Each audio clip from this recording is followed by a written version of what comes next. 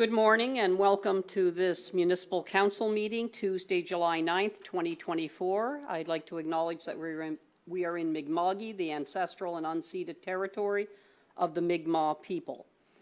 Are there any announcements, acknowledgements, or recognitions? I do have one, Pride acknowledgement. As a dedicated supporter of the Pride movement, the municipality proudly champions an environment where every individual is embraced and celebrated. This weekend, staff, council, and their friends and family members walked in the South Shore Pride Parade. It was wonderful to see so many organizations showing their support by walking in the parade and to see hundreds of residents lining the streets of the town to cheer us on. We recognize a need for continued education and understanding. This is essential for fostering acceptance and tolerance amongst all community members. At 11 a.m. today, we will raise the Pride Progress flag.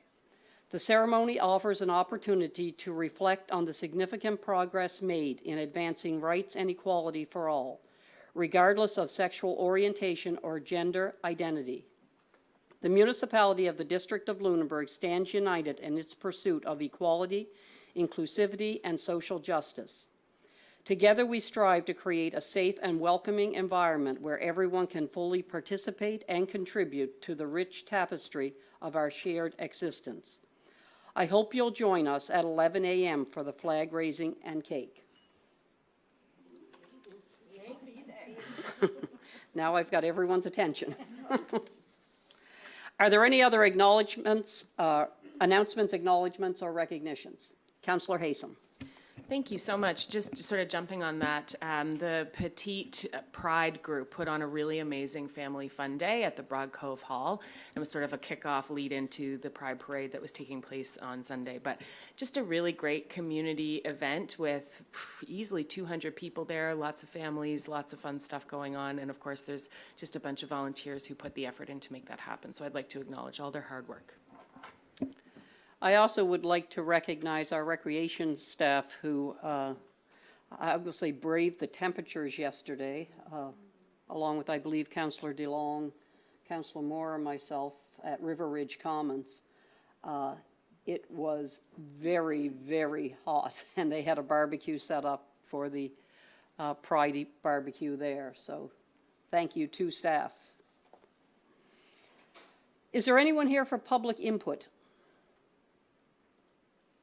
Anyone for public input? Seeing none. Any changes to the agenda that you're? No? Councillor Stanton? I'd like to add something under 12 if I could later, or do you want me to do it now? No, it would have to happen now. Okay. I'd like to add CES-CEF request, if I could, and I'll explain it as we go. So that should come down on the councillor's matter then. Yes. 12.2. And we will need a motion for that. I'll move that we do that. Okay. Yeah. Moved by Councillor Stanton, seconded by Councillor Moore. All those in favor? Opposed? Motion is carried unanimously. I would now ask for the approval of the agenda with the added item. Moved by Councillor Haysom, seconded by Deputy Mayor Oikel. All those in favor? Opposed? Motion carried unanimously. Move down to the approval of the minutes of June the 13th, 2024. Would someone move those minutes? Moved by Councillor Hubley, seconded by Councillor Vino. Discussion on the motion? Question called for. All those in favor? Opposed? Motion is carried. Move for the approval of the minutes of June the 18th, 2024. Moved by Councillor Haysom, seconded by Councillor Moore. Discussion. All those in favor? Opposed? Motion is carried unanimously. Business arising from the minutes. Awarding of tenders, award of RFP number 2024-05-401, Osprey Village Enhancement Plan. And we have Reed with us. If you would walk us through this RFP, please? Yeah, good morning, everyone. So this is really an economic development item, a project that's kind of being led through that office. However, Dave obviously is not here at the moment, so as a member of the evaluation committee, I'm just going to be able to speak to this morning. This is for the Osprey Village Enhancement Plan, and that's really about looking at kind of a cohesive vision for this area. So beautification, kind of enhancing things, looking at things like planters or banners or lighting, and how people move around as well as how vehicles move around. So an RFP was issued. This is in response to one of the objectives within the Economic Development Strategic Action Plan. And then as part of the 24-25 budget, this was an item that was included as well. So an RFP was issued beginning of May. 4 proposals were received. Those are from the firms Upland, Fathom, Urban Systems, as well as Mills and Wright. So the committee evaluated those 4 different proposals. They ranked, or I should say, we ranked Upland Planning and Design as the highest, best value for the work. Upland was not the best price that was listed. However, the technical score that it had still outweighed the price of the lowest price bidder because of the technical score that they achieved and just the ranking or how the cost was evaluated in that. Some of the aspects that the particular proposal brought forward were a really comprehensive work plan. The schedule made a lot of sense. That it factored in things like council, the summer kind of period, the election. So they had a very kind of logical plan for how to do the work. They also had a very strong focus on engagement and some clear deliverables with what we heard reports and reporting back. So their engagement plan is certainly the most comprehensive out of the other ones. They also had relevant and local work experience that they highlighted as well. So the recommendation is for the Upland proposal, and the budget that was within the budget this year was $70,000, or which was listed in the RFP as well, and this does come in just under that as well. So that's the recommendation. There's a motion there, but I'm happy to take questions as well. Councillor Moore? Out of the 4 people that put in a bid, are any of them local to Lunenburg County? No, none of them are local. 2 are based in HRM. 1 is based in Newfoundland and Labrador, and the other one is based in Winnipeg. Councillor Vino? Thank you. And am I correct that this is just the plan? This isn't anything in the ground, putting any actual landscaping structures, nothing? That's correct, yeah. As part of this work, they'll come up with Class D estimates for what type of enhancements would be required. So we'll see numbers in this report that would kind of speak to more of that stuff. Of course, it's going to be higher than the $70,000 that's part of this budget for sure. And a follow-up to that? Supplementary, go ahead, Councillor Vino. In your speak, you mentioned around council and summer break. What does that have to do with the plan that they would do? Primarily around engagement. So with some of the firms, I think, didn't look as closely at this particular council schedule, and they were assuming that there was quite a lot happening in August.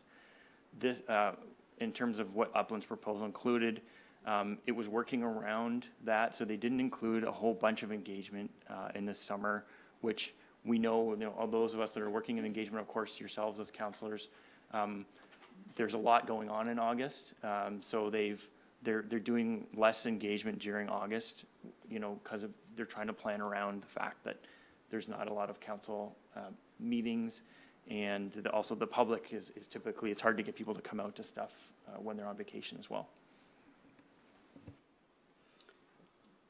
Deputy Mayor Oigel? Thank you. So what is the timeline for this? It would be, the completion would be the end of the year, so it would be wrap up in December. So they wouldn't be seeing what winter is like here then, to see whether or not their enhancements and the things that they're thinking of would actually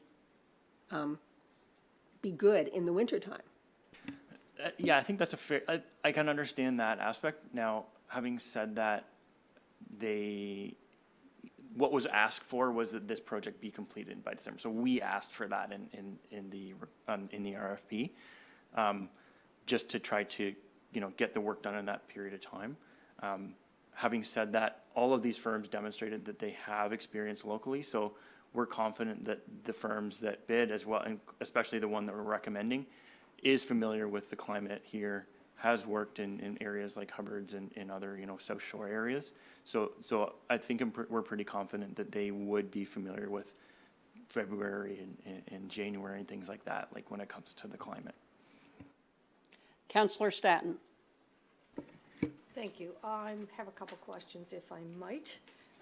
I was the one that asked that this area be beautified a little bit, because when you come off the 103, all you see is bushes and nothing else. So I'm responsible for this, I guess. So I'll take responsibility.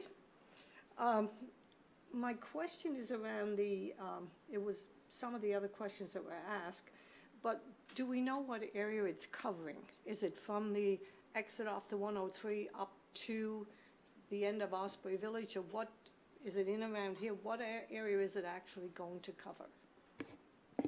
Yeah, it'd be from the 103 up. I'm quite sure, I don't have the map in front of me, but there was a kind of map included, but it certainly does include the areas with the big box stores and all the way up into this area as well. It's not just the newer development areas. It would include Walmart and those areas. One of the pieces I know that specifically was included here was the movement one. So, vehicles, people, and that I think is largely really talking about the retail areas. So it certainly is going to be looking at those already developed areas as well. And I'm assuming that we're working with those retailers to, if there's enhancement, maybe they'll contribute or something along that line. I mean, I guess we don't know, how, Exactly. how it would play out. We'll certainly have a plan at the end that says, here's what it would cost and here's the enhancements that we want to make. But there is an important piece around consulting with those folks. Okay. So the engagement, I think, that's why that's so important, is that those really important stakeholders are properly engaged with, and that can be challenging to do sometimes. So they're pretty busy people. Yep. So that's going to be an important piece, is to reach out to them and understand what their needs are. Thank you. Councillor Moore. Thank you. When we put, I know the difference between tender and request for proposal, but when we put out a request for proposal, is that advertised everywhere, or are just certain companies targeted, or how is that? I wasn't involved in the that component of it, but this was posted on the Nova Scotia Tenders site, which is kind of standard practice. So that would have been available to any consultants that do this type of work, for sure. It's just appalling that we sit here and we see these people putting bids on these things, but they're as far away as Halifax. I mean, Newfoundland. I mean, there's got to be companies in Lunenburg County or on the South Shore that do this work, and I'm wondering why. Are they too busy that they don't bother, or is it our request? Is it our guidelines and our rules that are too extensive? I'm not aware of any firms based here Okay. that would be capable of this work. Yep. Okay, maybe someone should set up one. Go Cinda. Consulting firm that actually does this work in this area, we're told that they don't exist. So, Councillor DeLong. Thanks. In the outcome, will there be a strategy that can be applied to any future developments as well, so that there's consistency in the area? It will speak to like the public realm primarily. So it's really focused on, the areas that we can control. It will kind of speak to those areas that are under development. But I mean, when it comes to looking at, how do we want to shape the development that happens in those areas, we'll be looking at that. That's more of a planning tool piece that we would use through zoning and things like that, yeah. Any further questions? Not seeing any, I would ask if Councillor Staton would be prepared to move the motion. Thank you. To Her Honor Mayor Bolivar Getson, members of council, I move that municipal council award the request for proposal 2024-05-401 Osprey Village Enhancement Plan to Upland Planning and Design for $69,500 plus HST for the completion of the Osprey Village Enhancement Plan. Moved by Councillor Staton, seconded by Councillor DeLong. Any further discussion or discussion on the actual motion? If question called for, all those in favor? Opposed? Motion is carried unanimously. We will move down to consideration of correspondence, and I received 2 letters, and I hope that you all took the opportunity to read these 2 letters. They came from students at the French school, and, oh, sorry, Pence Elementary. Sorry. I know what I was looking at when I read that. Our address is what I was looking at. So they came from Pence Elementary. And one is from Alexa Zink, and the other is from Marissa Hubley. And the first one is in relation to the need for more animal shelters in the area. And I guess seeing animals dropped at various locations and abandoned is what this was about. And I would like to send a letter, and I would ask if Councillor Moore would be prepared to move that first, Certainly. 9.1.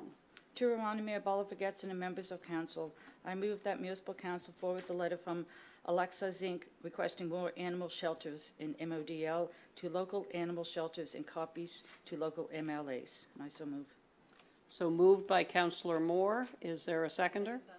Seconded by Councillor Hubley. Discussion on the motion. Councillor DeLong. Just a comment. I love seeing civic engagement from young people. This is great. Absolutely, and we have had some in the past as well, so it is great when they do this. Any further questions? If not, all those in favor? Opposed?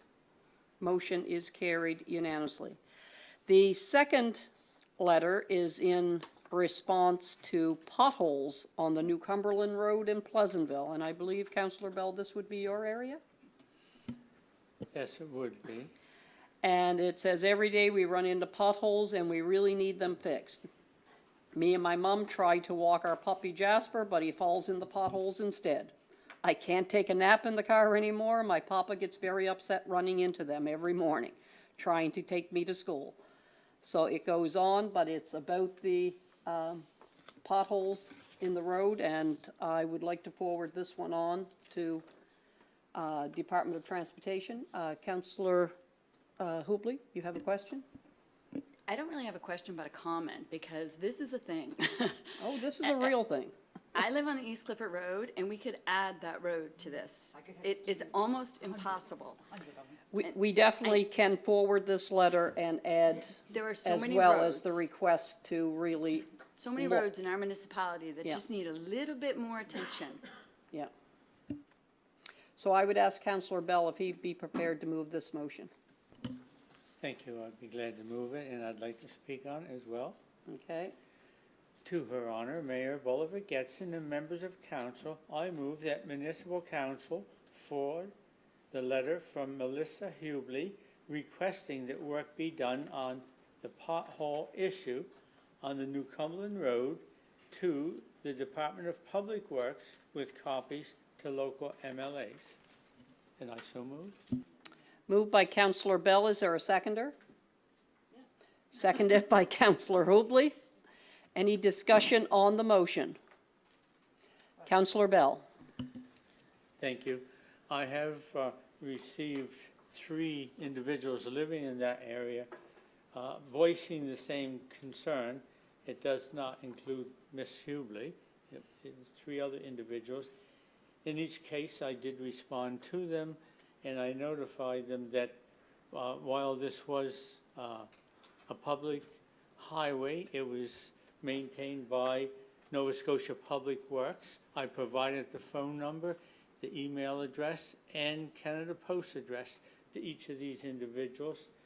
And I did say that when I had the opportunity, I would mention it to the local MLA, but that they should take the first step, and telling them the reason being is that they will get a file number if they ask for it, and then if more than one person brings this concern forward, we have a series of file numbers that we can relate to Nova Scotia Public Works local office. Thank you. Any further comments, questions on the motion? Councillor Stanton. How many roads can we put on this letter? I'm going to be generic when I say roads in Okay, general. because the Sweetland Road is so Oh. overgrown. We have hundreds of people going back to that beach every day through this Mush Beach, and the bushes are hanging out over the road so much that you have to actually stop before you cross the road. And I've reported now for 3.5 years, multiple times, and have had no correspondence or action taken. So when you talk about our roads, we can send a letter signifying each one, and I do the same as Martin does. I forward it on, and then I tell the people who's complaining what to do about it. But it's a pretty sad situation when our MLAs don't even reply, or there's no action after 3.5 years. Any further comments, questions?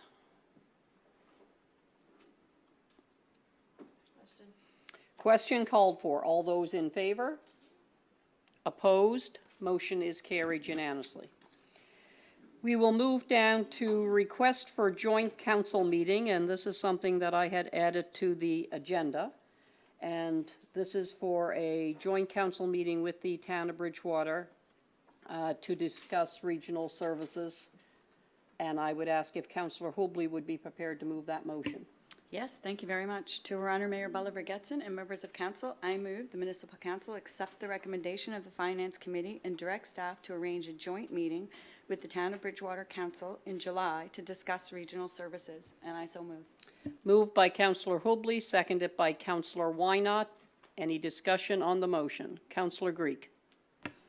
If this doesn't happen in July, is it off the table where the motion says in July? I have already been in correspondence with the town, and I think that it probably will happen very soon.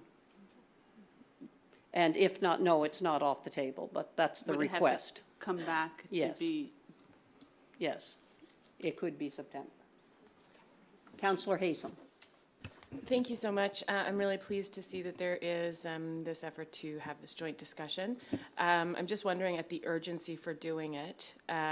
July, a busy time, challenging time, so is September. Then we're looking at potentially a new council or a change in council, right, on for both In Town of November, Bridgewater and then also MODL. So I'm just curious about the urgency with which this meeting is being requested. I think that it's very important, but I am curious about the urgency. The urgency is around development in the area and the need for cooperation in relation to services. Deputy Mayor Royko. Just in relation to Councillor Haysom, in that if we do put it off more and longer, then we have a new council, and then they have to go through all their training and everything, so it would be good to kind of have the discussion, have some notes on the discussion and some previous information for them to be able to refer to as time goes on. So having it sooner rather than later, I think, is important. Councillor Hubley.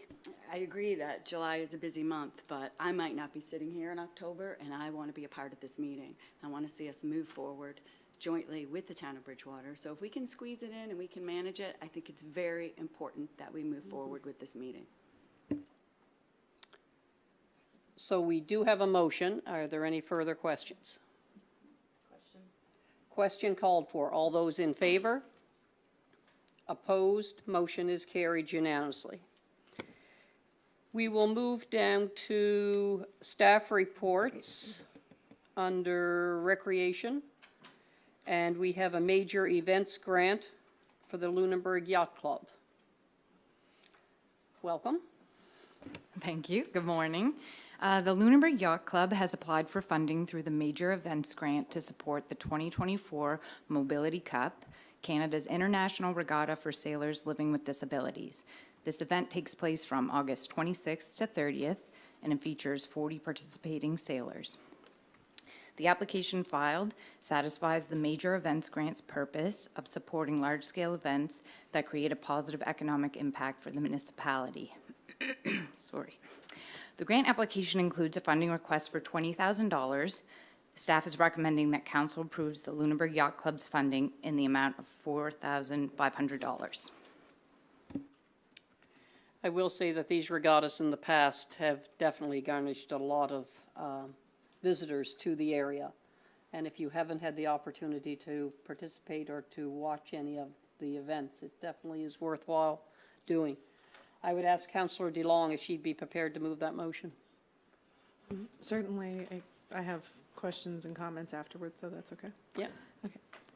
To our honor, Mayor Bolivar Getson and members of council, I move that municipal council approve the Lunenburg Yacht Club's application for funding through the Major Event Grant in the amount of $4,500 for the 2024 Mobility Cup International Regatta. Moved by Councillor DeLong, seconded by Councillor Vino. Discussion on the motion. Councillor DeLong. Thank you. Now that I've read the motion, I realize I was going to question the amount that we're offering, and I'm wondering, I know that we only have a set budget, but. Oh, do we have somebody on Teams maybe? Thanks. I know that we have a set budget for what we can award for grants, but the request was for $20,000 and we're giving less than a quarter of that. Is there any opportunity to provide more funding for this event? So with the amount of requests we've had this year, it far exceeds the previous years. So in awarding this amount, there is $1,000 remaining in the budget. So we could award the additional $1,000 that's remaining. I have no pending applications, so I was just holding another $1,000 till the end of the fiscal in case there was another event that we wanted to support. But you could definitely decide to award the remainder of the budget, which is additional $1,000.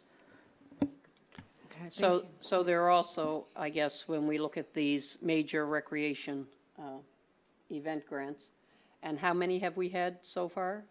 We've had the Canada Day. I could list them off. Yeah, so we had Canada Day in New Germany, Canada Day in the town of Bridgewater.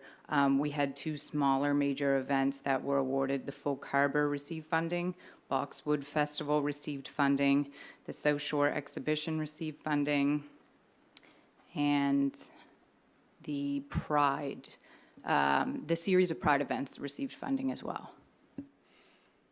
Okay. I guess one of the things, council always has the option of putting more money in based on the council contingency to do that.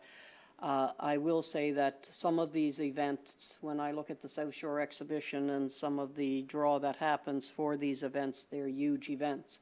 And I'm not sure what the asks are coming in, but it may be something that we need to revisit in the amount of money that is in our grants. And we have said that before here as we're trying to divvy up, and we have a lot more asks, and that's because of the success of our grant workshops that are going on, and that's great news. More people are becoming aware of the grants that the municipality are offering.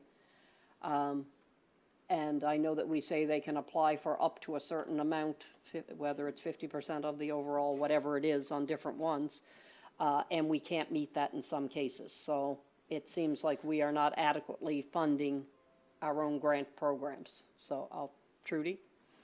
I just wanted to add that we've also agreed to lend some of our equipment to this event, so some of our Okay. barricades that we have. So I know that. There's an base- in-kind. I know that Ruth is, the reason or the rationale that Ruth is recommending the 4,500, but I also want to give some input that we've made other resources available that may not be money, but it would be in kind. Councillor DeLong? Thanks. I just wanted to make note that I've toured the upgrades that the Lunenburg Yacht Club made to be a more accessible facility. And I also visited one of their sail-able volunteer training sessions. I'd like to invite all councillors and members of the public to visit this inclusive and welcoming organization. The restaurant has excellent food. The view is pretty nourishing, too. So that's all I wanted to say, but just any support we can offer to this event, I think, would be a very, very good thing. Okay, any further discussion? Councillor Bell? When we do donations in kind, such as equipment, it does have value.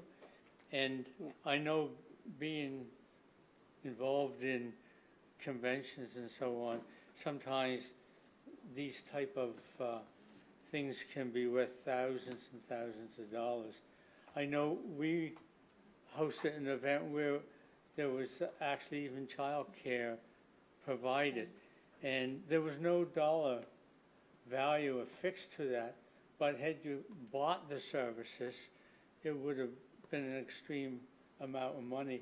And I think that it's always good to recognize or put some value on these types of donations, just so that the public is aware that it's not just $4,500, but the value of other things as well.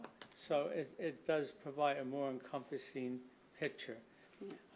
So I just wanted to mention that, because organizations do depend on donations in kind. I look at the town of Lunenburg, where they donated the use of their arena for one of the conferences that I was involved in, and had we had to rent that space and so on, it's big dollar value. So I just wanted to mention that. Thank you. Any further discussion? If not, all those in favor? Opposed? Motion is carried unanimously. We will move down to the Planning and Development Services and letter of support for Abidem Cassis Wind Energy Project. And Abi, would you walk us through this, please? For sure. Good morning, everyone. This item is regarding letter of support that is being requested by SWEB for the proposed Apitum KG Wind Energy Project. They are applying for Nova Scotia's Green Choice program. As you all would remember, Sarah Rosenbeld, who is the Senior Development Manager, also presented at Municipal Council last month, where she gave an overview of the company and also about the project itself, its site location, and the capacity, which is 68 megawatt capacity of the wind energy project, which will comprise up to 10 turbines. It is located entirely on a private land in Queens County. And the nearest residence in MODL is approximately 2 kilometers from the proposed site. In regards to discussion, staff is supportive of the project. The SWEB has consistently engaged with MODL staff throughout the project's phases, ensuring our concerns are understood and addressed. This proposed project also aligns very well with our local climate change action plan 2030. As you all would know, we have committed to reach 30% carbon emissions reduction target by the end of this decade, 2030, and majority of the target will be achieved through our Nova Scotia power grid becoming cleaner. And such large-scale renewable energy projects play a significant role in offsetting that carbon emissions from the grid. However, there's also something to consider as a municipal council decide to provide a letter of support or not. Invenergy, as you all would know, is another developer who is also proposing a Laconia wind energy project for the same program, Nova Scotia's Green Choice program. But this project is based in MODL, which will have a capacity of 86.4 megawatt, and it is estimated will provide about 5.24 jobs per megawatt, so roughly 524 jobs overall for the project.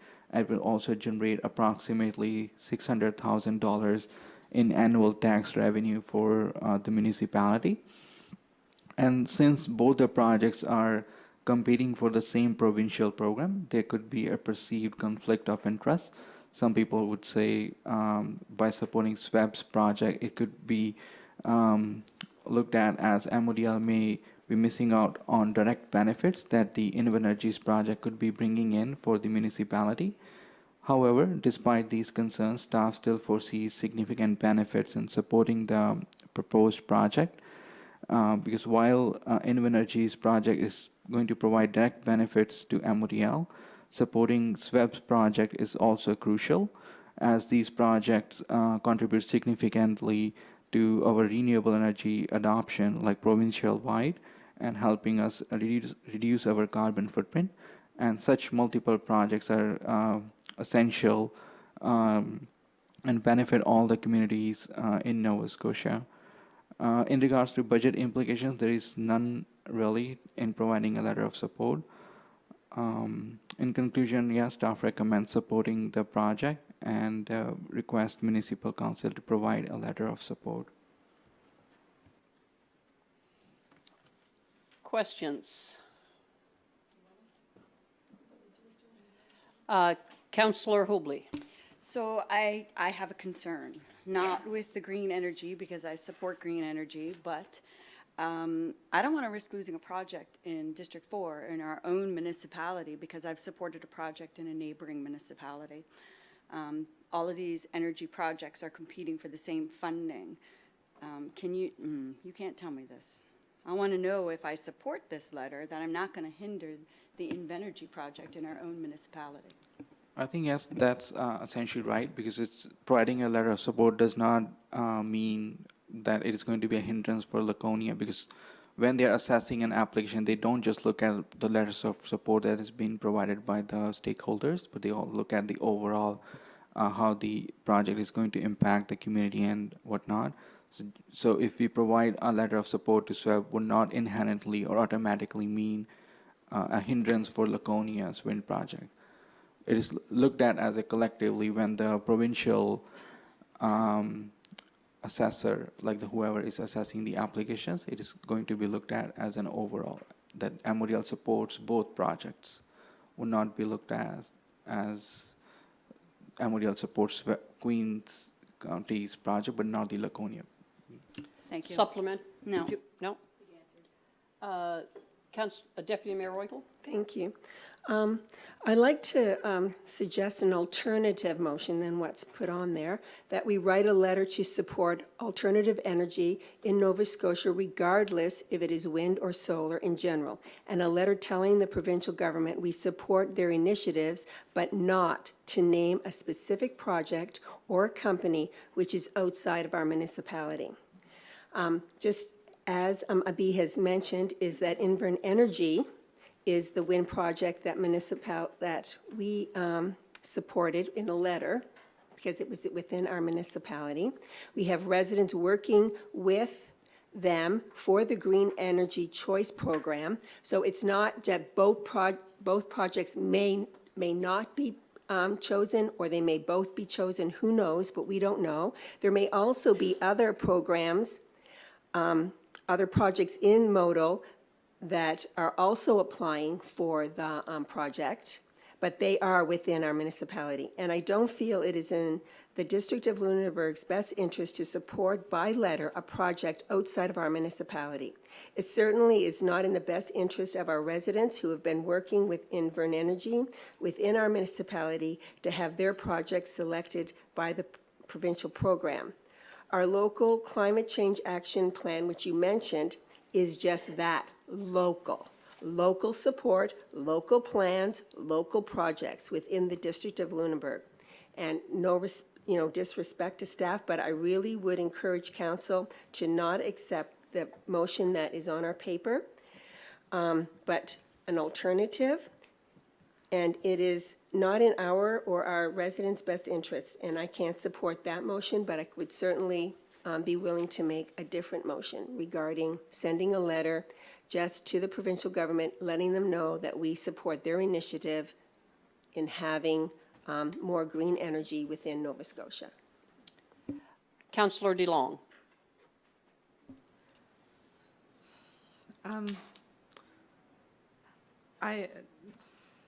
I have no trouble supporting the motion as it is written here, as staff has recommended, given that it was a direct request from SWEB. I don't think that it necessarily conflicts with Invenergy, as was just stated by Mr. Jane, that it's not likely to sway the provincial government one way or the other. Or sorry, who is it that's providing the funding? I think it's the provincial program, It's- but yeah, they it's have hired like a third party to assess the applications. Yeah. I really do feel that, given that they came here and presented to us and, have acted in a neighborly fashion, I don't see an issue with supporting it. My only concern is perhaps we should check in with Invenergy to ensure that they don't see this as a conflict.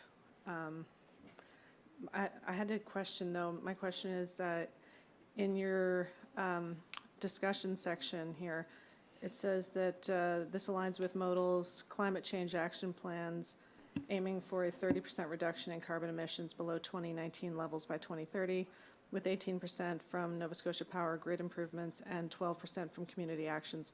Does this count as part of our 12% if it's in a different municipality?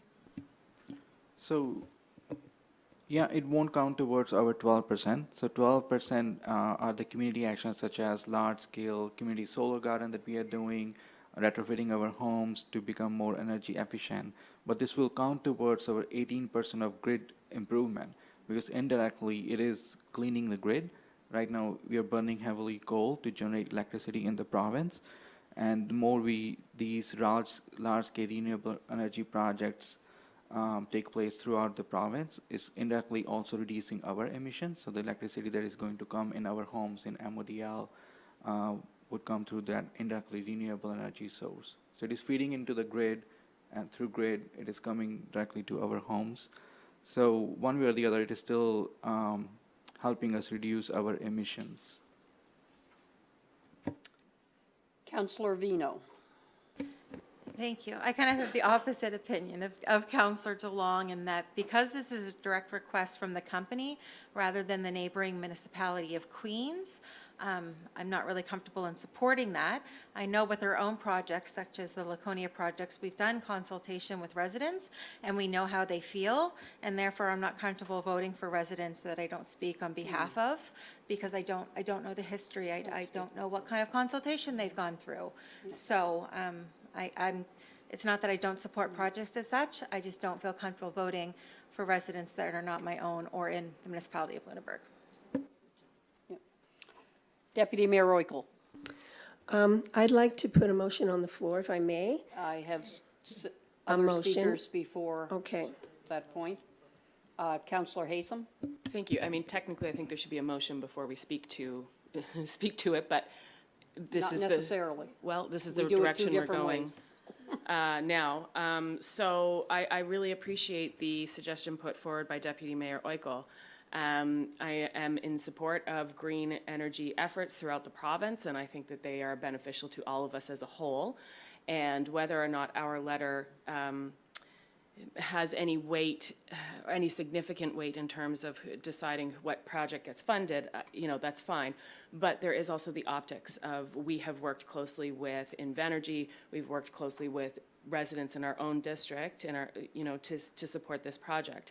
There is a request to say, do you support this specific project? And I think that saying we generally and happily could provide a letter stating we generally support green energy development within the province of Nova Scotia, period. So actually, I very much support what you've suggested, Deputy Mayor Oigel. Councillor Hubley. That was exactly what I wanted to say, to a point, that I support Wendy, Deputy Mayor Oigel's suggestion, and thank you for your comments, Councillor Vino. And Councillor Bell. Thank you. Given the fact that I'm aware that there is more than one proposal, I would prefer to support a more local proposal, as has been indicated by Deputy Mayor. And I also, for the reasons that Councillor Vino has put forth, find those very favorable comments. I'm in support of green energy wherever it occurs, but given the opportunity to support one project that's local compared to one that may be in competition with one of ours, I need to be seen as supporting the one closest to home. Deputy Mayor Oigel. I'd like to put a motion on the floor, if I may, this time. To Her Honor, Mayor Bolivar Getson and members of council, I move that we write a letter to support alternative energy in Nova Scotia, regardless if it is wind or solar. A letter telling the provincial government that we support their initiative, but not to name a specific project or company which is outside of our municipality, and I so move. So again, a generic statement that's Yes. basically saying we support green energy in our Yes. municipality Yes. and throughout the province. Yes, please. Okay. And seconded by Councillor Hubley. Any discussion on that motion? Councillor DeLong. Yeah, having heard the points by my fellow councillors, that makes perfect sense, and thank you for putting forward that motion. And I definitely agree with Councillor Vino in respect to the consultation process and not knowing what has happened on that end. We've been very close to the one in our municipality.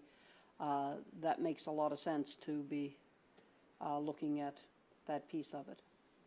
So any further discussion on the actual motion? Question called for. All those in favor? Opposed? Motion is carried unanimously. We will move down to 12.1 under mayors, deputy mayors, and councillors' matters, and Cape Lahave Island, and Councillor Bell. Thank you, Your Honor. I brought this forward as I have been requested to explore the situation of an individual who has located 3 Highland cattle to Cape Lahave. I'm not sure if any condition of the common land tradition has been broken or not. This is actually the first time I've ever dealt with this concern. Traditionally, the island has been used to support fishing needs, such as collecting trees that have been used in making lobster traps. Small amounts of firewood have been removed, and the beaches have been used to dry fish. And the island has provided temporary housing or lodging during sudden onset of storms to fisher persons. I have heard in the past that there may have been sheep located to the island.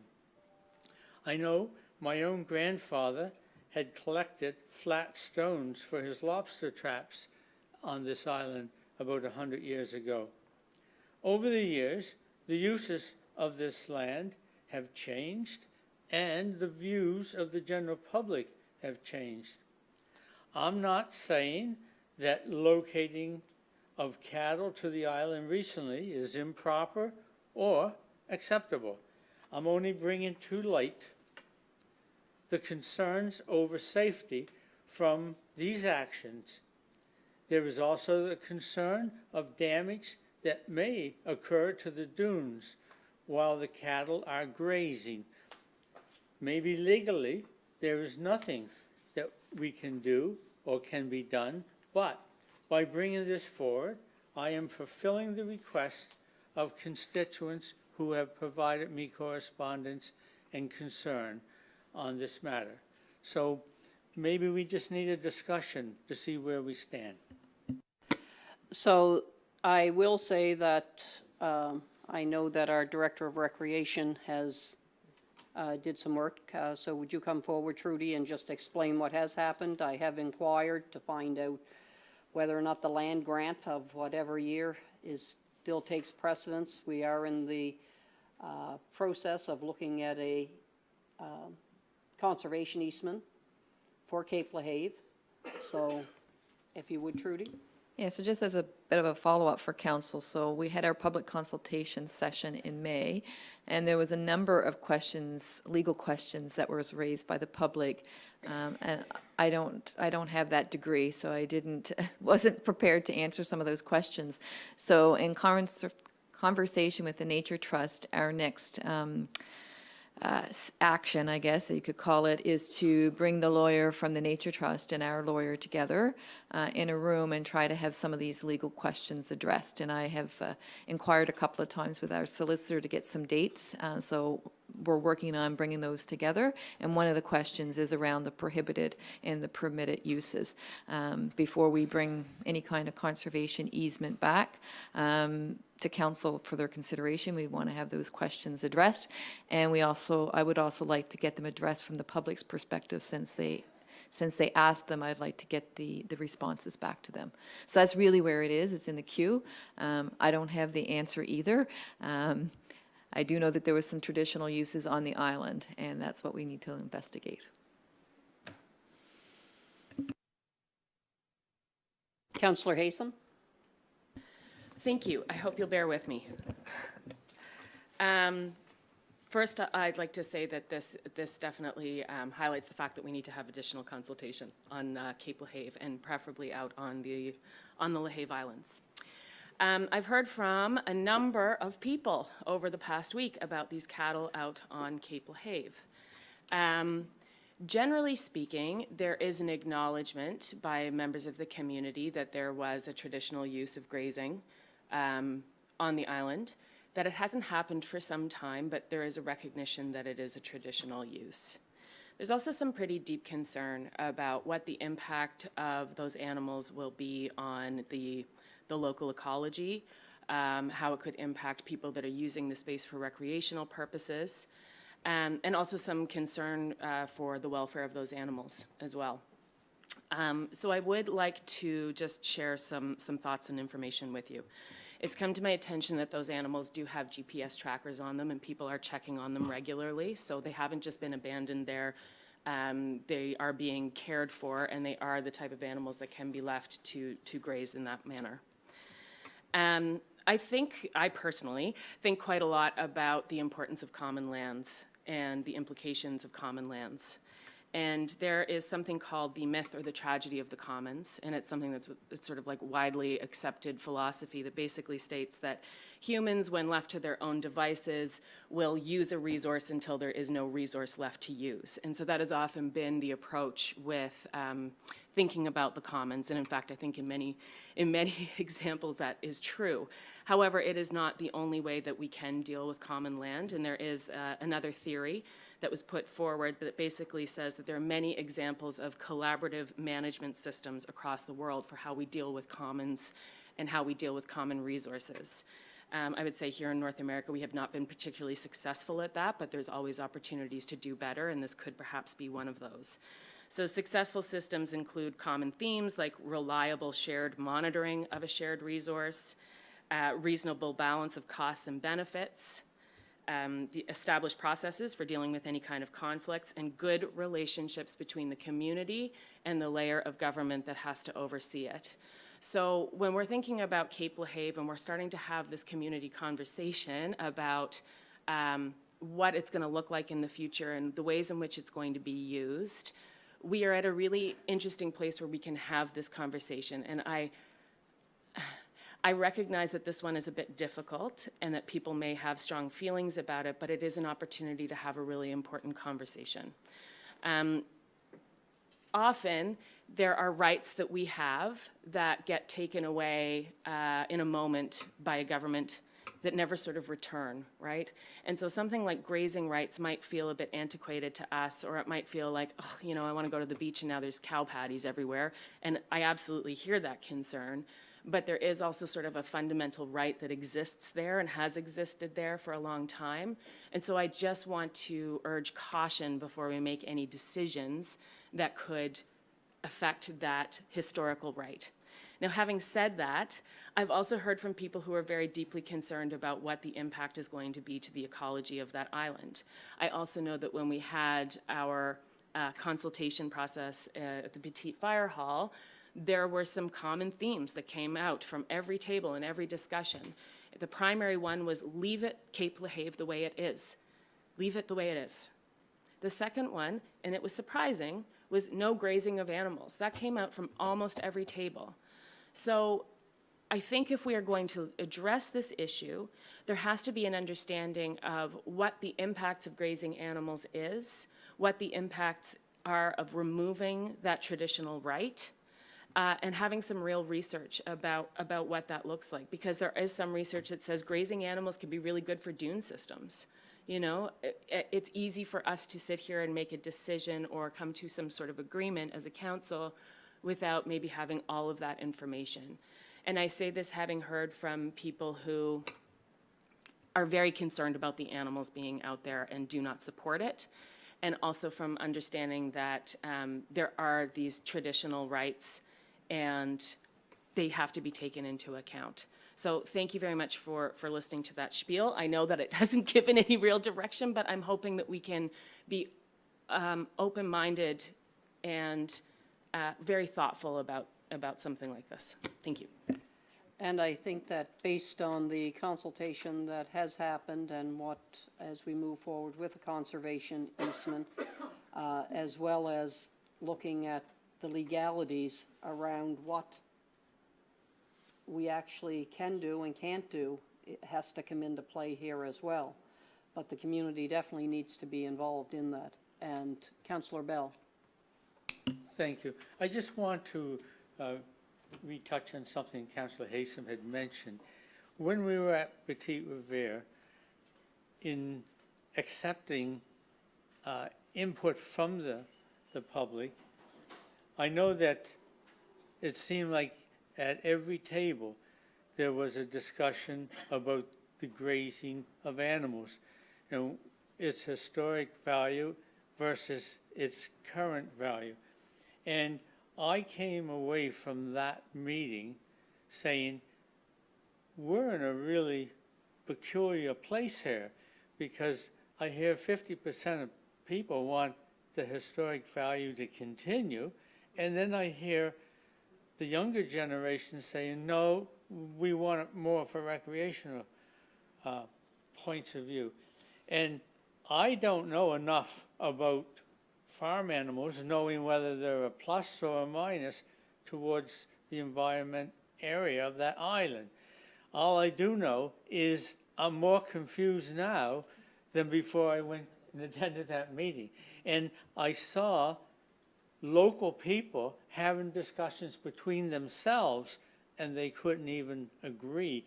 And I think it's very important that any level of government be very cautious on taking sides unless they take a deep understanding of the local character of the people and base it on science and try to find some middle ground.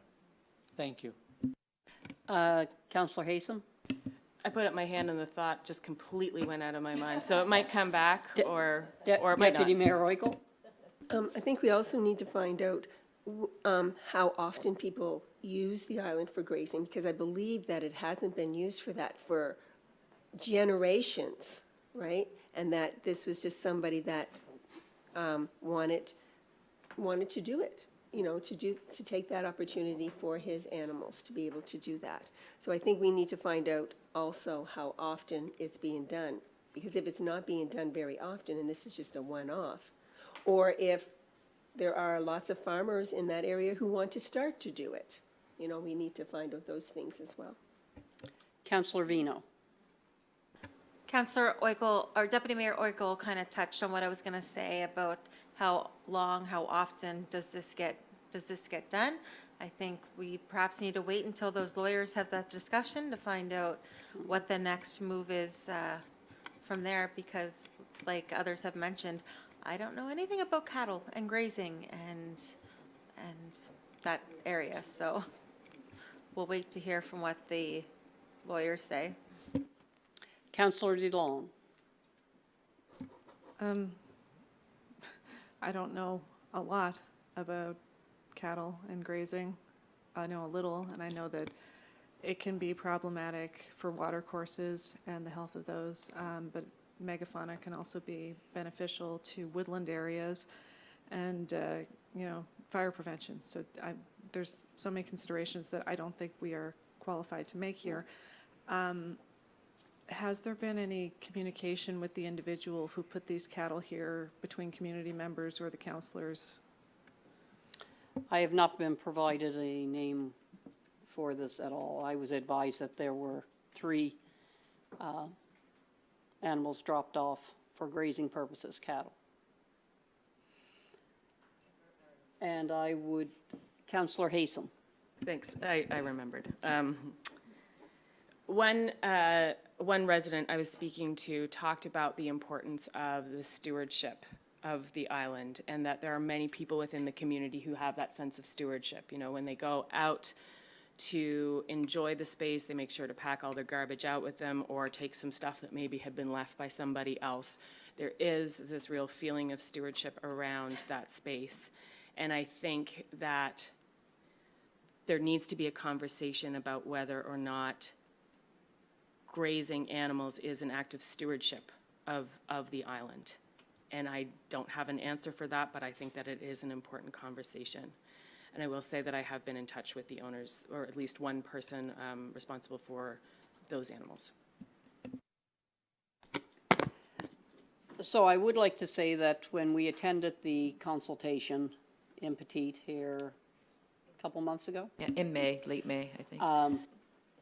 definitely, I sat at a table with some fishermen who definitely emphasized the importance of the traditional uses being upheld there.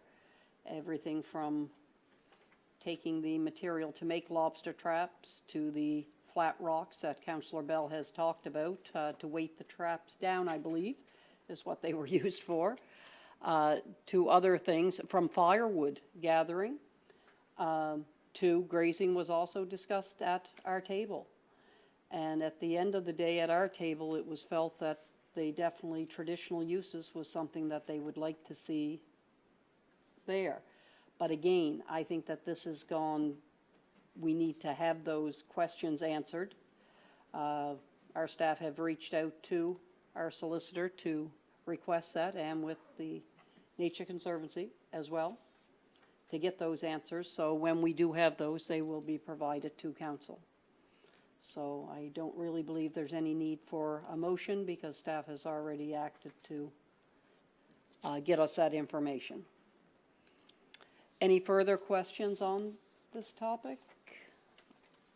If not, we will move down to a new 12.2, and that's Councillor Stanton in relation to an added item. Yeah. Councillor Warnock and myself attended the CES meeting about 2 weeks ago, and they've indicated they are not getting the young people that they normally get for the trades when they train them. So we suggested that maybe they would like to do a presentation to council concerning that, and that they also would reach out to our PR person and maybe be able to put an ad or put something in our newsletter that would indicate that. So that's why I'm bringing it to council, to maybe reach out to them and set up a time for them to come in and do a presentation. I understand they have a new PR person on site. That person was supposed to come 2 weeks ago. So that person would be there. I don't have a name. But I think it's a good idea, because we know how valuable the trades are. And I think they offer pay, training, and future jobs. So it's a really good program they offer to our young people. And I think, 17 years old, Reed? I think they said from 17 up. So that's my request. I guess you need a motion that we reach out to them? Direction is really all we need, is Okay. to give direction to staff to set up a presentation for the next council meeting. Wonderful, thank you very much. I don't know. And if you have contact information, if you could provide that to staff, that would be great. If not, we can reach out to the, Well, the commandant said he would reach out to our PR person. Now, I don't know we if can that follow up happened. to make sure that they do get on an agenda. Okay, and I don't know if Reed has anything to add to that And the or not. CES has definitely been a welcomed addition to our community, Exactly. and they have provided a lot of employment opportunities, as well as trained a lot of individuals in our community for their own job, as well as use them then when they need them for the reserves. And I don't think the young people are aware of what they're offering on a I knew, broader basis. I know that they have in the past gone to the, they're not a job fair, at the schools, the career opportunities where the universities come in and the military comes in and so on. So they have had a presence at some of these larger fairs when that does go on. But I again, don't- yeah. it's overwhelming to students at that point when you go into a gymnasium filled with every university, community college, and every other individual trying to recruit at that point in time. And we know that the trades is that profession right now, that everyone is trying to get people involved in. And the government just came out with a program for high school students to start with plumbing, I think, and electrical I trades. think they're taking them 14 and up now. Yeah. Yeah. So again, it speaks to the demand that is there for the trades right now. Yeah, so maybe we can just bring some attention to it. Yes. Or enlighten it a But little by bit all for means, them. we can Yeah. definitely have CES come in and do a presentation to council. you. So thank you. The next item on the agenda is the MJSB update. I have one here. We met on June the 26th, and each of the three councils approved the updated MJSB agreement and schedules. As part of the review, the three partner councils have approved updated cost allotment models for IT and HR shared services, and a new cost allocation model has been approved for the new occupational health and safety service, which is starting in October of '24. The review did not result in changes to the waste management shared service cost model. The board had a discussion on the board chair and vice chair nomination process. The MJSB agreement does not specify the process for nominating the board chair or vice chair. However, Section 18 of the MJSB agreement clarifies that the board has the power to establish policies, rules, and procedures needed to achieve the objectives of the MJSB. Since 2016, both the chair and vice chair roles have been filled by the same person. With municipal elections coming in the fall of '24, the board has requested an item to be placed on the June 26th meeting agenda, and a census was, could read what I said here. Meeting agenda to gain consensus on their approach to provide continue out through the transition of board leadership. Staff was directed to come up with a policy that every 2 years, both positions will be up for election, with each elected official who is on the board being able to be nominated. EPR for paper. Circular Materials, which is, excuse me, the name of a company, will be the organization, excuse me, that will be responsible for implementing and operating the collection program in Nova Scotia. They are a national organization and have been responsible for implementing EPR for PPP in many provinces across Canada. The program will be administered by Divert Nova Scotia. As soon as the readiness report is approved by Divert Nova Scotia, CM, Circular Materials, will begin negotiating with municipalities to arrange collection under the new regulations. Financial implications will be determined when they make their offer and open negotiations with the MJSB. All three of the MJSB partners opted into EPR in January of '24. IT Services report resolved issues at LCLC with Wi-Fi, and the Parkview graduation will be the test on the fix. And I haven't heard whether or not that went well or not. Perhaps the mayor will be able to say whether that went good or not. I don't know. And there will be an investigation into how it worked. About 13 items will be done on board with LCLC to have MJSB IT Services taking on the LCLC IT Services. Do you know whether or not that So graduation yes, I went did well? attend the Parkview graduation, and it appeared that it was working with the amount of people in there. The only difference was it was the public Wi-Fi, so it wasn't a mix of all the systems, like the 50/50 machine, like the operating system for the canteen with the squares and those types of things. But for the actual people in, I believe that everything, now I wasn't on my phone, but I didn't get the review afterwards that I was getting on being able to use. So the general public, I believe, did not have a problem with getting on. But before, it was all the systems that came together as well, and not having the canteen open or having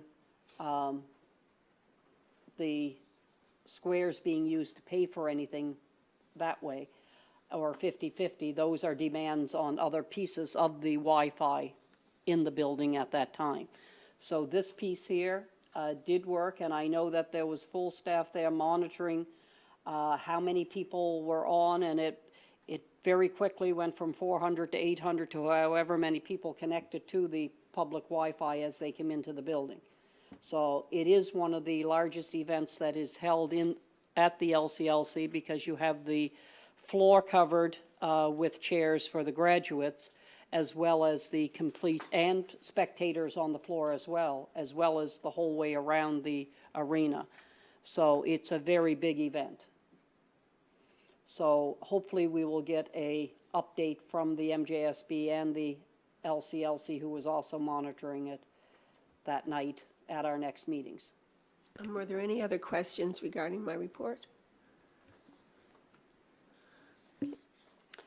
Okay, then we'll move down to the deputy mayor's update. I've attended all my meetings that I've been assigned as a counselor, as well as agenda briefings, check signing, and during the day, I attended the multicultural event on Canada Day, and in the evening, the Canada Day in New Germany, as well as our Recreations Department's Senior Coffee Social in Hebb's Cross. Thank you. So, mayor's update, I didn't attend the PVEC prom, but I was definitely there for the drive-through at the high school. They wouldn't let me in for some reason. NSFM, the Nova Scotia Power presentation, MJSB meetings and regular meetings. I've met with a few residents on the coastal protection bylaw. The PVEC graduation, again, which was very well attended. The Epic Pro Wrestling event that was held at the exhibition. Canada Day, and again, I started in Pinehurst with the community breakfast there, went to Branch 24 for their breakfast, went to the Multicultural Festival at the LCLC, Petite for the fire department barbecue there for Canada Day, New Germany for the parade, back to Riverport for the fish fry, then back to New Germany for the games and the fireworks that evening. Attended the MODL Coffee Social that was held in Hebb's Cross. The Pride Parade on Sunday. The Union Square Community Hall Barbecue on Sunday. The MODL barbecue yesterday again at River Ridge Commons, and today we have our Pride flag raising at 11 o'clock. And there's many events going on in our communities, different fundraisers happening all over the place. Again, I encourage you, I try to attend the farmers markets. It's a very busy time of year, but this is a time that communities really try to do their fundraising. So again, encourage everyone to get out and participate. And that concludes our regular agenda, and I would entertain a motion to go in camera. Moved by Councillor Wynot, seconded by Councillor Haysom. All those in favor? Opposed? Motion is carried. And we will take a, okay, one moment. Just take, if you turn your mic off,